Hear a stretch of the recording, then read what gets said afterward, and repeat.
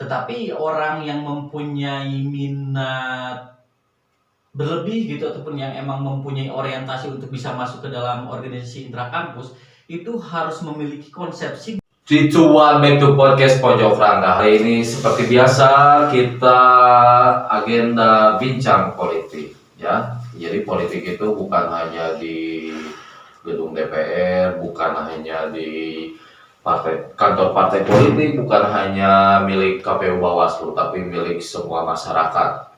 Karena masyarakat juga berpolitik begitu ya. Nah, kebetulan ya kalau di kampus mungkin bagi mahasiswa-mahasiswa sudah biasa ya, yang namanya politik itu ya sering ditemui lah begitu ya. Apalagi kalau yang hari ini aktif di mana-mana, pasti dia tidak lepas dari politik. Nah, kita tanya-tanya lah, kita bincang-bincang saja dengan mahasiswa ya, yang hari ini mungkin sedang menempuh proses politik ya di kampus. Ya, selamat malam. Bro Andri, sehat Bro Andri? Ya, selamat malam juga Bro Rangga. Alhamdulillah sehat. Alhamdulillah sehat ya? Iya, alhamdulillah. Alhamdulillah. Yang penting ya walaupun badan sehat, kantong juga ya, kalau nggak sehat ke bapak ya. Penting sehat badan ya.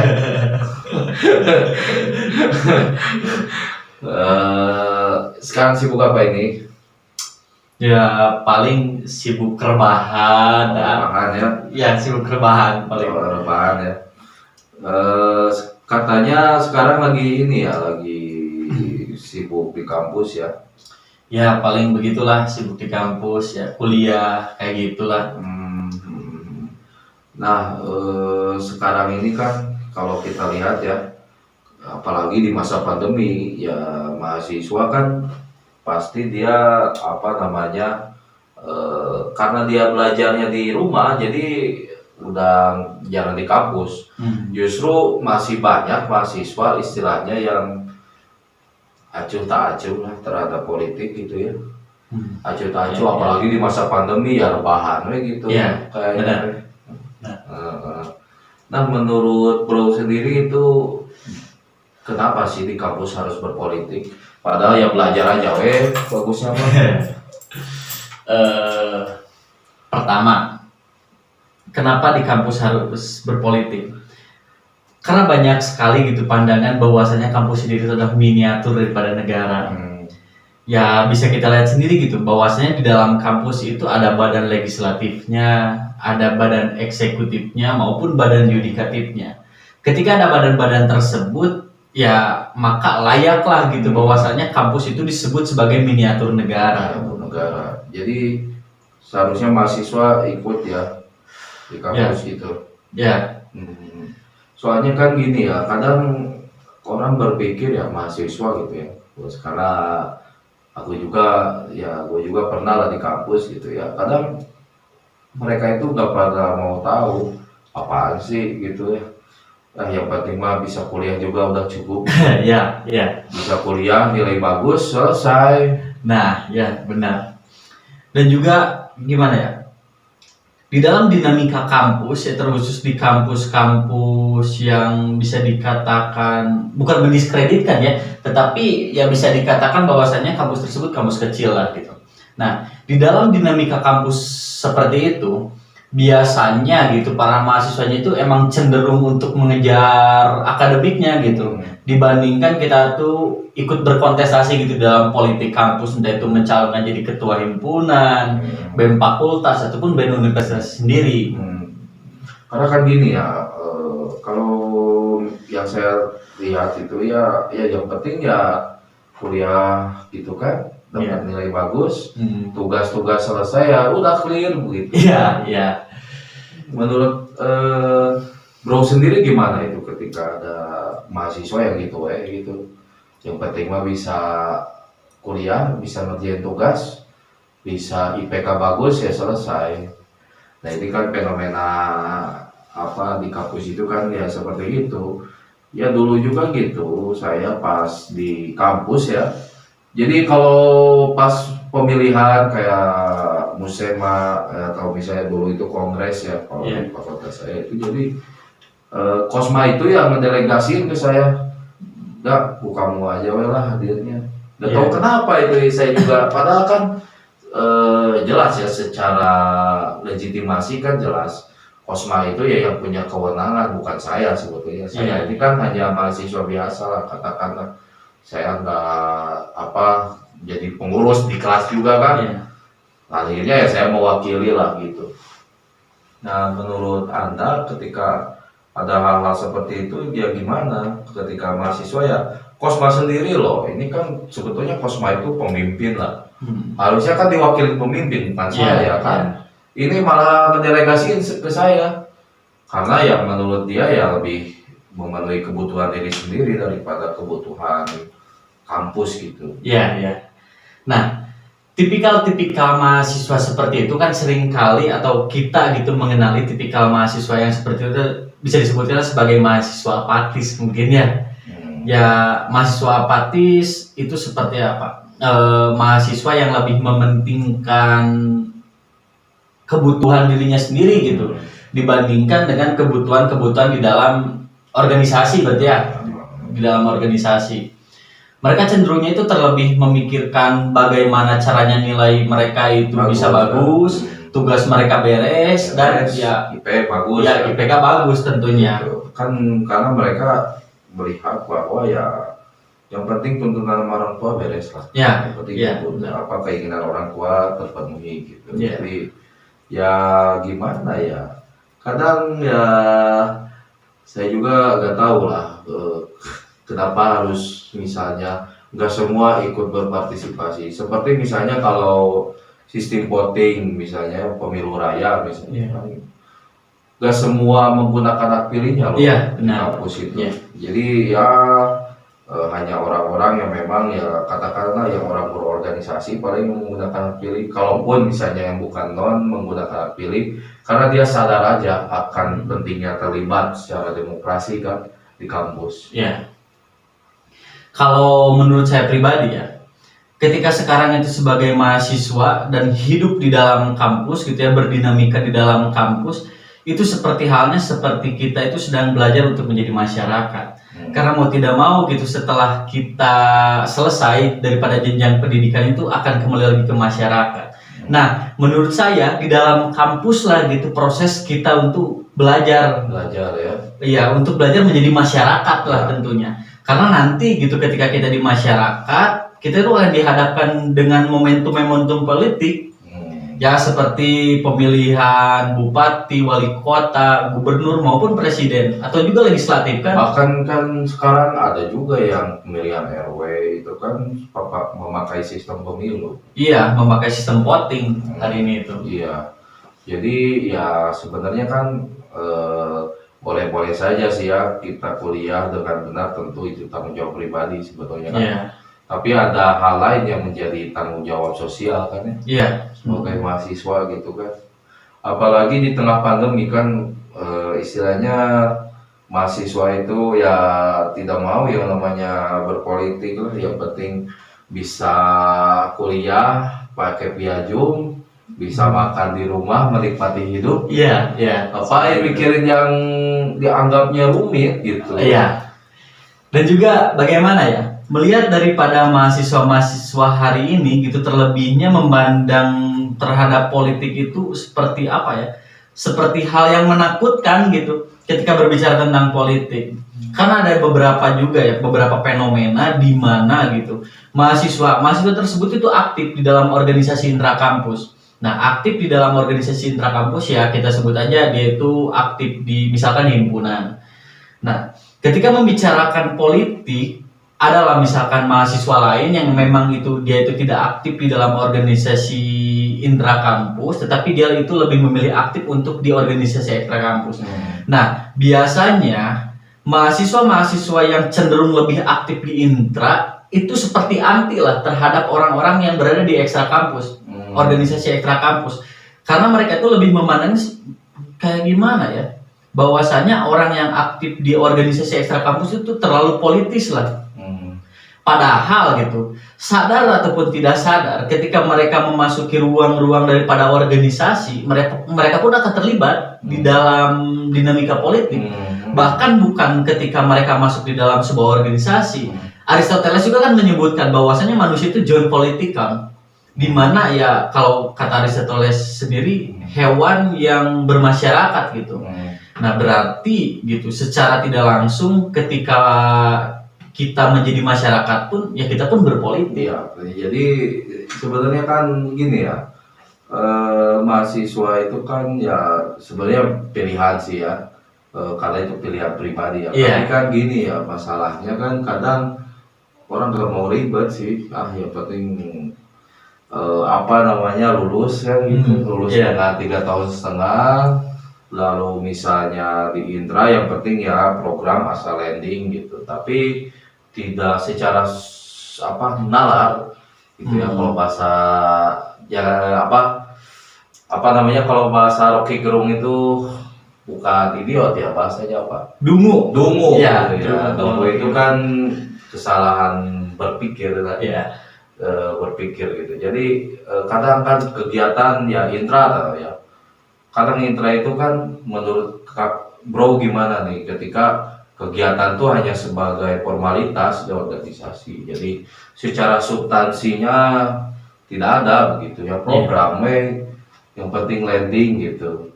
Nah, menurut Bro gimana fenomena gini nih Bro?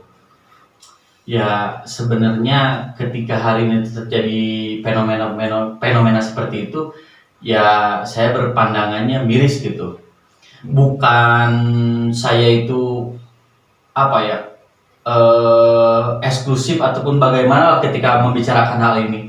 Tetapi ketika melihat fenomena di mana organisasi Intra itu hanya mengadakan sebuah program-program yang sifatnya eventual gitu tanpa memperhatikan esensi gitu. Esensi daripada program-program tersebut ya saya rasa miris gitu. Ya karena sejatinya gitu, organisasi intrakampus itu memberi ruang untuk mahasiswa-mahasiswanya yang emang gitu ya, emang tidak masuk ke dalam kepengurusan intrakampus itu mempunyai ruang-ruang aktualisasi yang lebih. Karena ketika hanya kuliah saja gitu tanpa kita itu aktif berorganisasi, ya serasa kurang. Hanya teori-teori saja yang dijejalkan ke dalam otak, tetapi secara soft skill itu kurang ada pengalaman gitu mungkin Bro. Contohnya gimana Bro itu soft skill Bro? Ya seperti kayak gimana ya, misalkan saya mengaca saja ya, saya mengaca daripada organisasi-organisasi ekstra. Organisasi-organisasi ekstra kampus itu cenderung lebihnya itu mengadakan sebuah program di mana program tersebut bisa dikatakan sebagai pelatihan lah. Misalkan pelatihan administrasi ataupun pelatihan apapun dah gitu yang biasa diadakan oleh organisasi-organisasi ekstra kampus.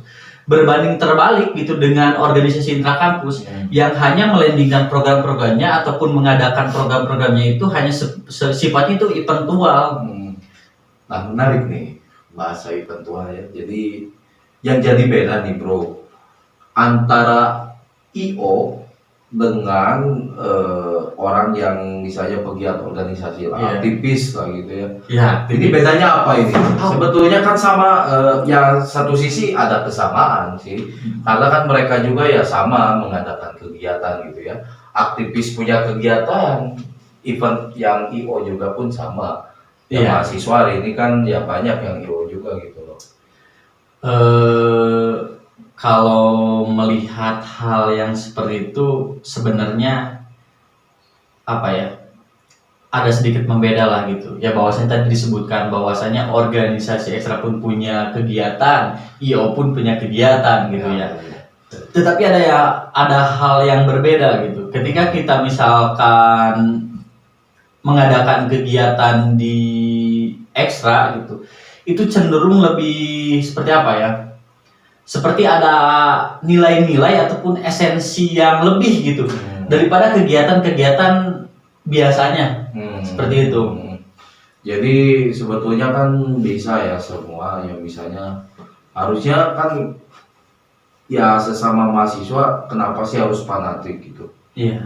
Maksudnya fanatik itu ya kamu mah jangan kamu mah gitu. Nah kan ya sebenarnya kan untuk memajukan suatu kampus ya sebetulnya kan sekarang ini sedang diusung oleh pemuda itu kolaborasi. Iya, Kalau kolaborasi. tidak di kampus itu ya seharusnya bisa berkolaborasi lah, bukan saling fanatisme satu sama lain. Nah, gitu. ya itu seharusnya gitu sekarang kan ketika pemuda itu kolaborasi ya itu sering digaung-gaungkan kan Nah, oleh pemuda. Ya seharusnya di kampus pun itu harus bisa menjadi contoh. Misalkan di mana organisasi intra dan organisasi itu berkolaborasi. Misalkan membuat suatu program yang emang bisa menjadi ruang untuk mahasiswa itu bisa berekspresi ataupun mengaktualisasikan daripada kemampuan dasarnya. Nah, itu harusnya gitu ya bisa bisa dilaksanakan gitu kolaborasi hal semodel itu. Tetapi jika kita melihat daripada realitas itu kontradiktif gitu. Kontradiktif bahwasanya orang intra itu cenderungnya itu lebih anti terhadap orang ekstra. Ya, jadi gini ya, yang saya lihat itu kadang orang itu nggak mau karena pertama dia fanatik ya, kedua bahwa ekstra ini terkadang dianggap politis. Nah, iya, ekstra. Jadi kadang ya mahasiswa memandang bahwa ya organ yang di luar kampus itu seolah-olah ya dia politis. Iya. Menurut Bro itu gimana ketika ada misalnya hal-hal seperti tadi bahwa ya organisasi ekstra ini punya tujuan politis begitu? Sebenarnya ya emang tidak bisa dipungkiri gitu ya bahwasannya ya emang mempunyai tujuan politis gitu, tetapi yang harus kita garis bawahi bahwasanya tujuan politis pun ya untuk kemaslahatan bersama gitu, bukan atas kepentingan satu golongan saja, tetapi membicarakan kepentingan bersama ya seluruh mahasiswa gitu di dalam kampus tersebut. Seperti itu sih sebenarnya. Tetapi ya entah kenapa dan entah berpikirnya itu bagaimana. Jadi konsepsi berpikir daripada orang-orang intra kampus gitu. Saya tidak mendiskreditkan ya di sini, saya tidak mendiskreditkan. Tetapi ya saya pun melihat daripada realitas yang ada. Misalkan saya sebagai mahasiswa yang cenderung itu lebih aktif di ekstra dan tidak aktif di kampus. Sebenarnya itu menjadi pertanyaan, kenapa kamu itu lebih memilih aktif di ekstra daripada di intra? Sebenarnya bukan lebih memilih aktif di ekstra, tetapi ketika saya masuk ekstra, ruang aktualisasi saya sendiri itu seolah ditutup. Ketika ingin masuk ke intra, dia mah orang ekstra, jangan diterima lah gitu di intra kampus. Siapa tahu nanti itu bakal ngacak-ngacak atau bagaimana. Nah, jadi punya stigma tersendiri gitu ketika saya sebagai mahasiswa ikut di ekstra dan ingin masuk di intra. Sebenarnya kan bisa juga ya, sebetulnya kan dia itu bisa sharing ide gagasan gitu kan. Iya. Antara misalnya satu mahasiswa dengan mahasiswa lain begitu. Seharusnya kan ya bagusnya begitu ya, ada tukar ide gagasan, karena kan semua itu butuh ada support gagasan dari beberapa elemen gitu ya, tidak bisa karena nanti ya bakal stagnan saja gitu ya kalau misalnya hanya satu ide begitu ya, hanya orang-orang itu saja gitu kadangnya. Ketika membicarakan hal itu gitu, saya pribadi itu teringat gitu, ada sebuah teori gitu yang dibawa oleh tokoh filsuf kontemporer ya. Dia itu berasal daripada mazhab Frankfurt generasi kedua, yaitu Jürgen Habermas. Jürgen Habermas sendiri itu membawa etika politik. Nah, etika politik yang dibawa Jürgen Habermas itu lebih untuk mengedepankan dialog.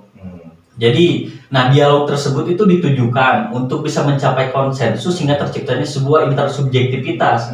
Itu antara individu dengan individu yang lain itu menjadi subjek dan diutamakan dialog. Jadi subjek yang satu dengan subjek yang dua itu berdialog. Apa sih sebenarnya kepentingan antara si subjek yang satu dan subjek yang kedua, hingga padanya itu tercapai sebuah konsensus untuk kepentingan bersama gitu ya, kesepakatan bersama pada intinya. Seperti inilah ya, seperti Pancasila juga kan hasil konsensus bersama. Iya, hasil konsensus bersama. Sebetulnya kan ya kalau dibaca sejarah kan ya semua juga ya berasal dari konsensus, termasuk negara kita gitu loh. Iya, seperti itu. Ya. Ya, Nah, bahkan ya produk-produk hukum yang organisasi intra itu jalankan itu hasil daripada konsensus kan? ya, betul. Jadi kan hasil legitimasi bersama lah secara Iya. kalau ininya bahasanya secara de facto dan de jure kan. Iya. De jure itu kan itu awalnya memang ya dari konsensus. Sebetulnya ya adanya kabupaten, adanya provinsi kan, pemerintahan, adanya negara hari ini ya karena hasil konsensus. Iya.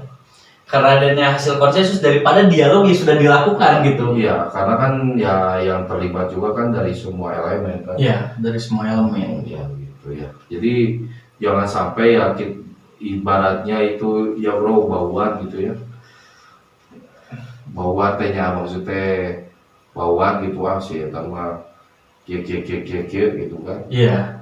Ya misalkan dia mah terlalu politis, dia mah bagaimana gitu. Hingga padanya ya ruang-ruang mahasiswa sendiri itu untuk aktif di internalnya itu seolah tertutup gitu. Soal harusnya kan gini ya bro ya, sekarang ini kan kita di era digitalisasi, di era 5.0 seharusnya kampus ini ya sebagai miniatur negara hasil konsensus bisa menjawab semua tantangan-tantangan yang akan dihadapi lah gitu ya. Misalnya yang dibutuhkan hari ini apa gitu oleh mahasiswa ya harusnya apa BEM ini ya kampus ini bisa menjawab lah gitu ya. Iya. Jadi bagaimana ya kampus hari ini tuh cenderung lebih monologis. Monologis itu bahasa di definisi secara definisi monologis. Jadi kampus itu mengeluarkan sebuah kebijakannya itu tanpa adanya sebuah dialog dengan mahasiswa sendiri ataupun keterwakilan mahasiswa misalkan dari BEM. Hingga pada akhirnya, nah kampus yang cenderung monologis ini jadi tidak bisa gitu ataupun kurang tepat gitu untuk menjawab daripada kebutuhan mahasiswa hari ini itu bagaimana.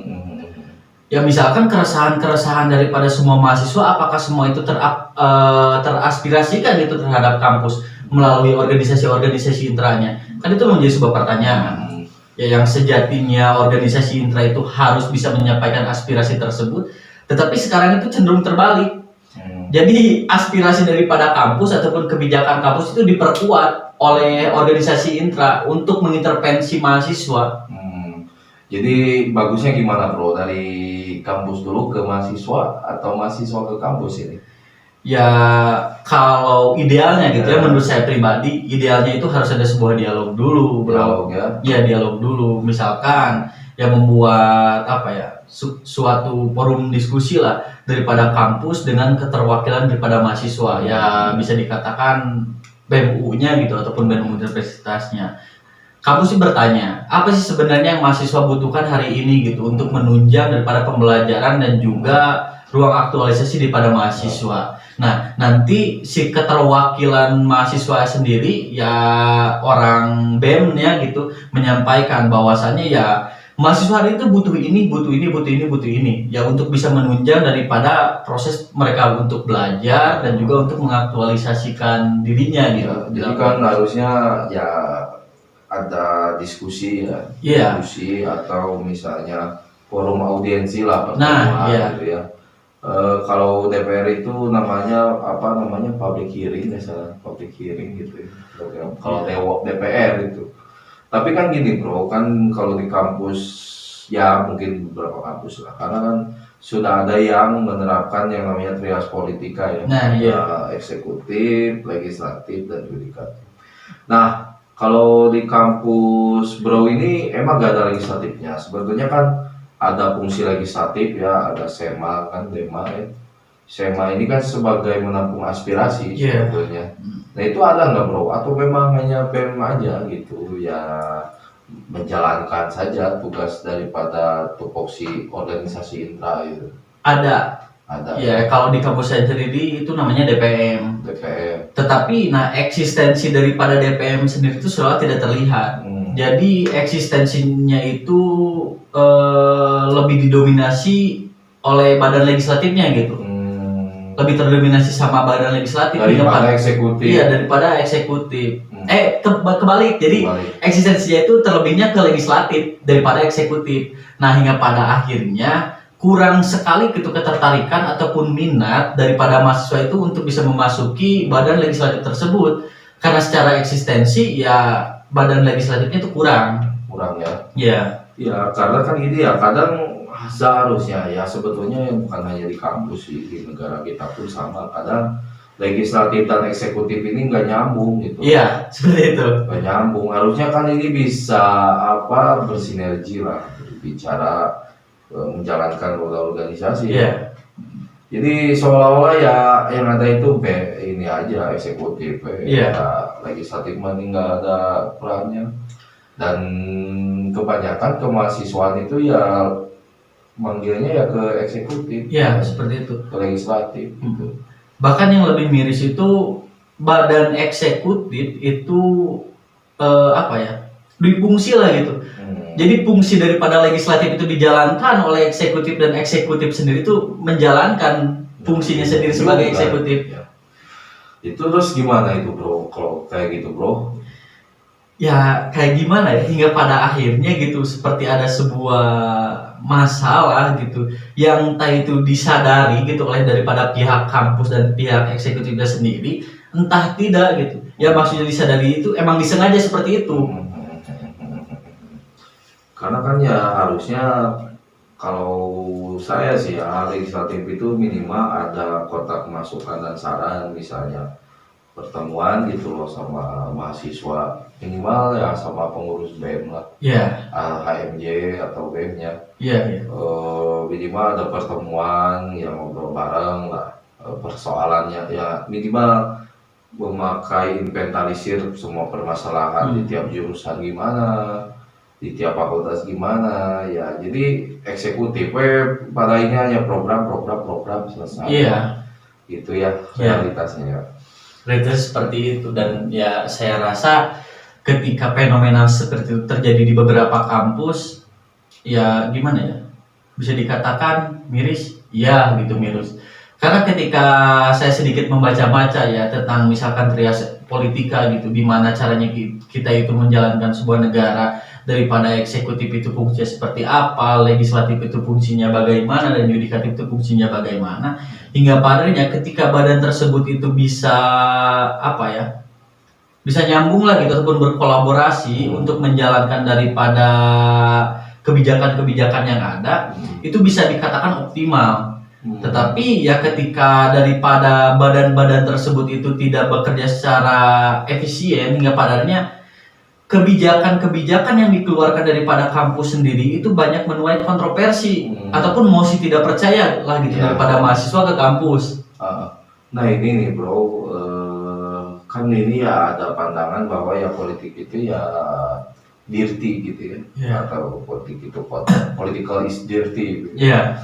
Politik itu kotor, dan itu mungkin sudah menjadi pemikiran ya kalau yang misalnya tidak mau ikut terlibat di kampus ya, apalagi mahasiswa lah yang bacaan bukunya mungkin masih menggebu-gebu gitu ya.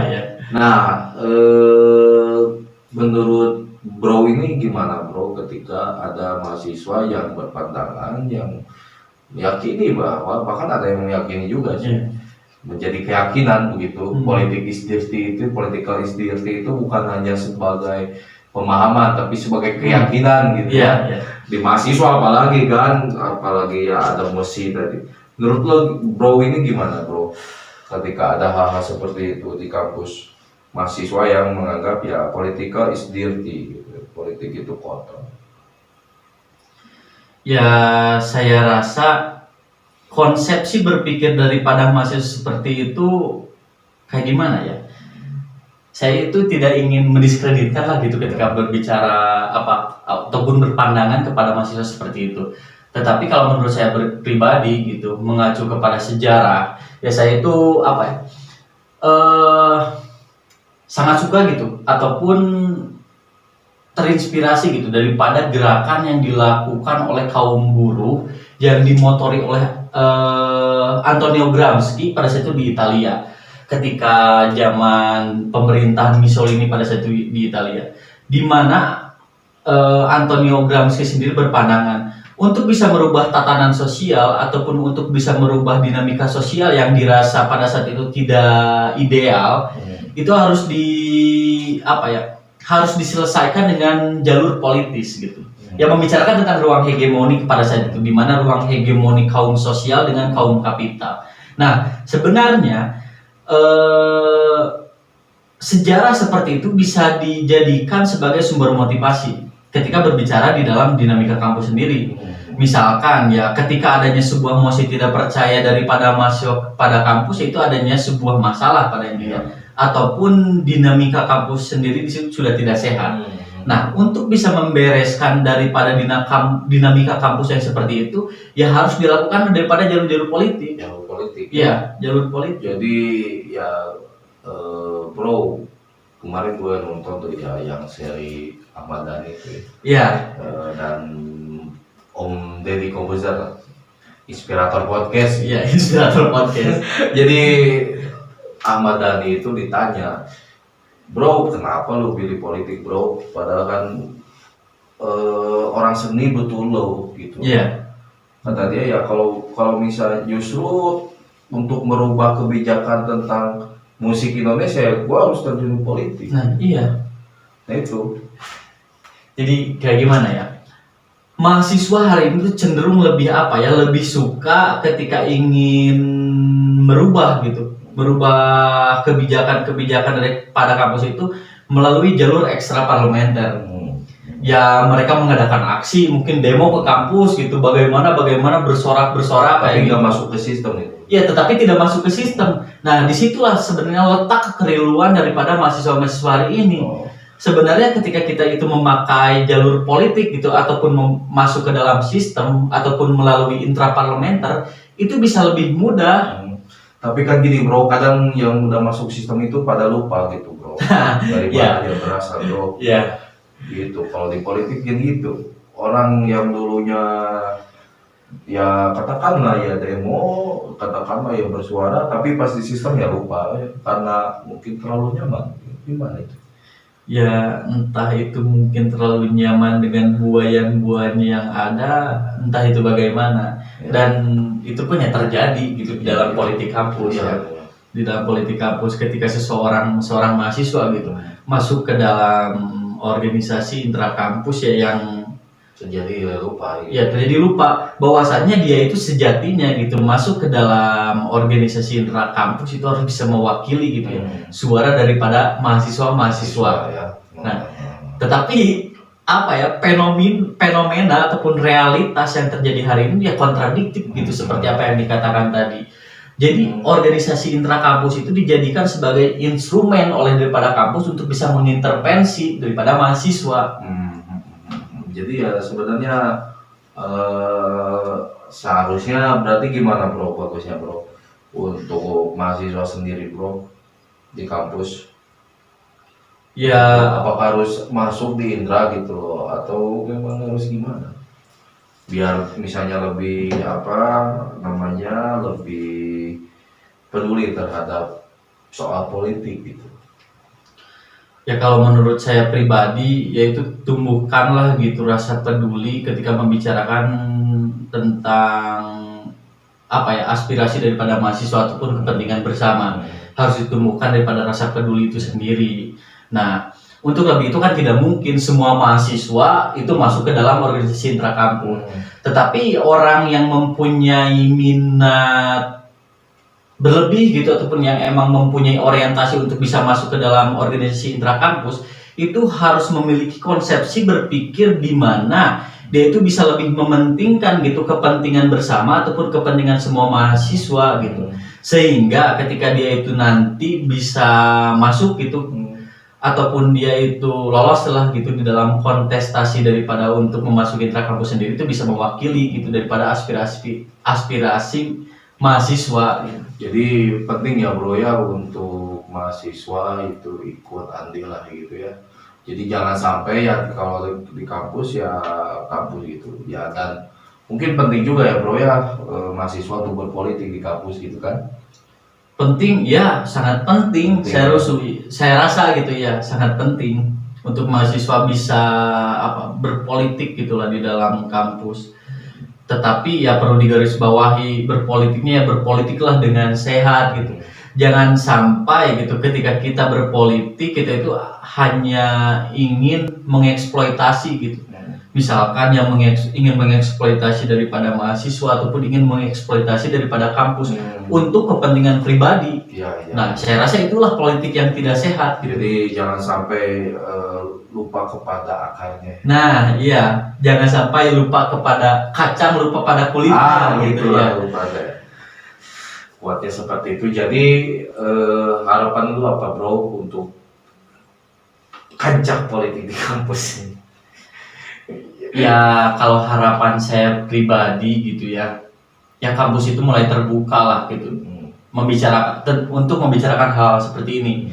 Ya misalkan terbuka untuk mengadakan dialog gitu, membicarakan sebelum sebelum mengesahkan sebuah kebijakan, kampus itu harus ada sebuah dialog. Begitupun dengan badan legislatif ataupun legislatif eksekutifnya gitu, harus ada dulu dialog itu dengan mahasiswa-mahasiswa yang lainnya. Harus partisipatif ya. Iya, partisipatif, harus seperti itu. Oke, terima kasih Mas Bro. Malamnya ya jauh-jauh dari Cimahi mau ke podcast saya gitu ya. Padahal kan harusnya waktu istirahat. Tapi mau ini karena mungkin gelisah dengan kondisi politik di kampus kan gitu ya. Iya. Jadi gelisah itu bukan hanya dialami oleh rakyat, gitu, tapi oleh mahasiswa juga dialami dengan kondisi politik hari ini yang makin kesini makin membuat kita semakin tidak karuannya dalam berpikir begitu ya. Iya. Kalau bahasa Rocky Gerung membuat kita semakin dungu. Ya. Ya, terima kasih Bang Adriando itu bahasa sebutannya. Dia mendeklarasikan diri menjadi Adriando ya. Karena mungkin gak sayang sama orang tuanya yang ngasih nama gitu. Jadi Adriando namanya juga aneh. Bukan gak sayang sih, tetapi ya itu hanya sebatas nama panggilan nama panggilan saja. Ya kadang kan ada orang yang mau dipanggil panggilan, ada juga yang mau dipanggil nama asli. Iya, seperti itu ya. Oke bro, kasih ya bro ya, udah hadir ya. Ya, nanti siap. Kita ngobrol-ngobrol lagi lah. Masalah nanti mungkin bisa saja masalah di kampus itu UKM-UKK, terus ada apa lagi ya? Selain UKM-UKK apa bro? Banyak kan? Iya banyak, UKM, UKK, Ormawa gitu.